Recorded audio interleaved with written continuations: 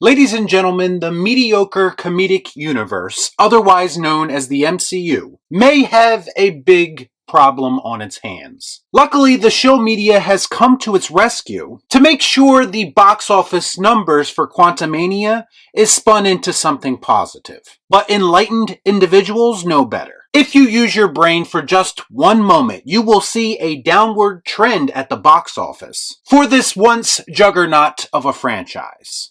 Let's discuss. Our content sucks. Our content sucks. I watch so you don't have to. Before I get started, I'd like to kindly ask that you hit the like button and please subscribe to the channel for more content just like this. All I'm offering is the truth, nothing more. So Antman the Wasp Quantumania scored an estimated $104 million in its opening weekend. That's domestically for those keeping count. I don't like the sound of that. For perspective, this comes in well under the $143 million that the dumpster fire that was Thor Love and Thunder got on its opening weekend. Now, I've always personally believed that there's no correlation between a movie's box office and the quality of that film. If there was a correlation, then the Michael Bay Transformers movies would be looked at as modern masterpieces. And trust me, they are not. What are we gonna do with this shrimp taco? I'm just bubba capping his ass, throw him in the truck, and then nobody gonna know nothing, not me. No, but what declining box office numbers do tell me is that a lot of people may have checked out or become disinterested with the MCU post-Endgame. And maybe, just maybe, some people are growing tired of that dreaded MCU formula. Now, if you look at some media headlines, they would have you believe that this franchise is just as successful as it ever was. Saying things like Ant-Man soars at the box office, or Kang conquers the box office, or Quantumania has the box office buzzing. The type of misleading headlines that you would expect from people who have been programmed or paid to say nice things about the MCU no matter what. Otherwise, Daddy Disney might not give them those precious invites and exclusives anymore. Basically, what has happened is that the media has begun to move the goalpost as it pertains to reporting on the success of the MCU. I wish some other franchises would be afforded that same privilege. I read one report that said Ant-Man Quantumania delivered the biggest debut weekend of any film with Ant-Man in the title.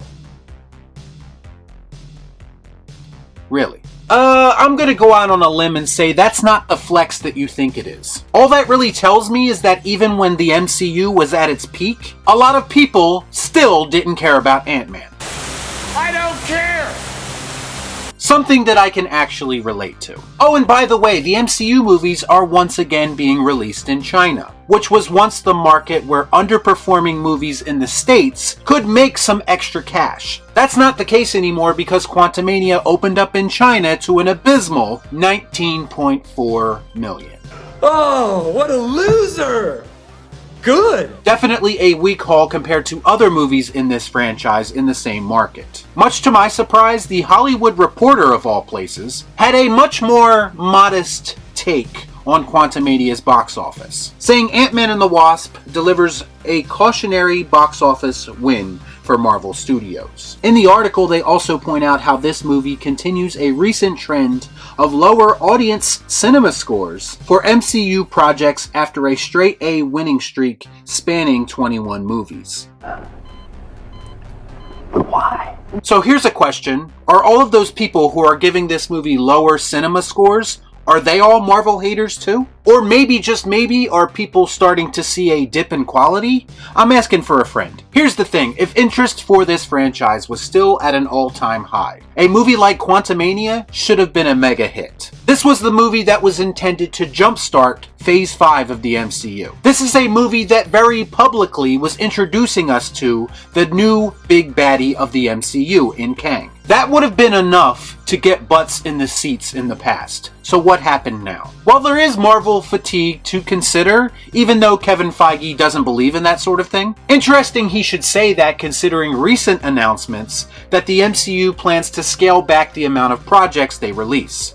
Congratulations, you played yourself. They're talking about spreading out the streaming TV shows, and they've even pushed back one of their next big movies, The Marvels, which was set to reintroduce us to the Brie Larson Captain Marvel character, and they moved that from the summer all the way down to November now. My guess would be they wanted more time to fix the things that they already know are garbage, especially considering audiences are finally starting to notice now, but I honestly don't think there's anything they can do to get people interested in a movie like The Marvels.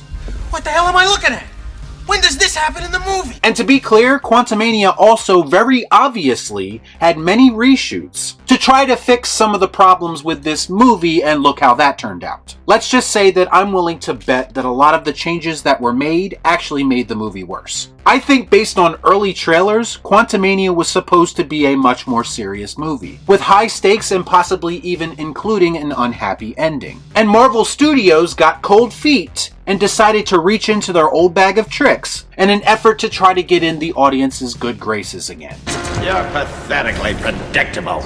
But it backfired on them, and what we got was a messy, disjointed, unfunny film that most people will forget about once they're done watching it. Now, I think it's unfair to call this film a financial failure at this point. It is definitely a creative failure, but a lot of its financial success will depend on its second week numbers. Only then will we be able to assess its staying power at the box office. For context, the slightly more successful Love and Thunder had a 68% drop in its second week. A 68% drop that was well deserved, by the way. Get what you deserve!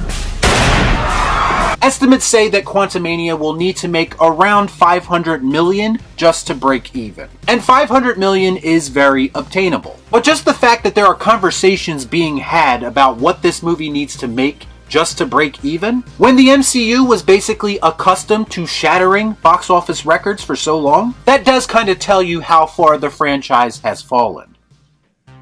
The dreaded stinks! Just a few years ago, it would be unfathomable to think about the MCU doing anything but succeeding. But it appears that their reliance on cheap tactics and gimmicks is starting to wear thin on people. Their lack of attention to detail is starting to catch up with them. Their disregard for the source material is starting to catch up with them. I saw this tweet that sums up my thoughts pretty perfectly. It said, quote, "At this point, you're either a Marvel fan or an MCU fan.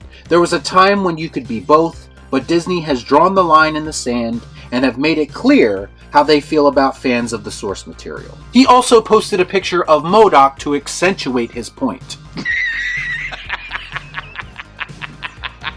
And that's what it is. I think Marvel Studios forgot who they were making movies for. Some people may not care about the source material, but there are a lot of people who do. And when you show a blatant lack of respect for that, it's going to affect your bottom line, because that is a good portion of your fan base. So you can either learn from that, or you can keep doing what you are doing and suffocate the last bit of goodwill you have with fans right out of them. Y'all be cool. Right on.